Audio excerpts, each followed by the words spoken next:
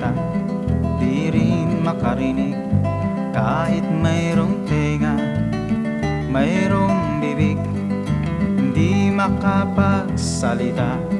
Mayroong ilong, hindi naman humihinga. Taong bato, isang rebulto, hugis tao na nililok ng kantero. Isang bantayog, isang monumento, ginawang idolo ng mga deboto. Mayroong kamay, hindi naman maigalaw. Mayroong paa, hindi rin maihakbang. Hindi makatinag sa kinalalagyan, kaya't dinadamitan at inaayusan. Taong bato, isang rebulto, hugis tao na nililok ng kantero.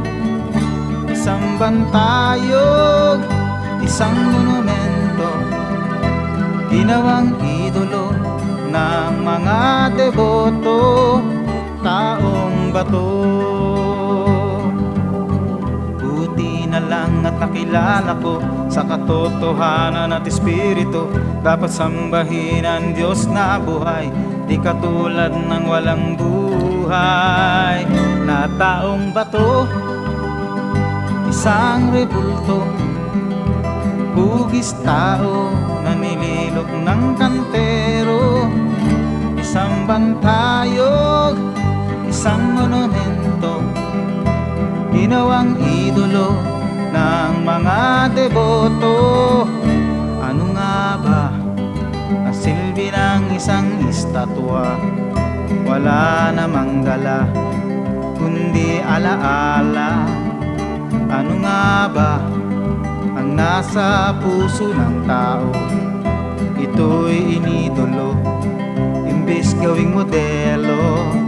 Taong bato, isang rebulto, hugis tao na nililok ng kantero. Isang bantayog, isang monumento, ginawang idolo ng mga deboto.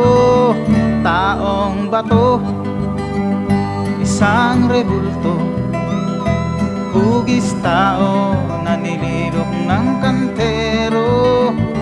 Isang bantayog, isang monumento, ginawang idolo ng mga deboto. Taong bato, taong bato, taong bato.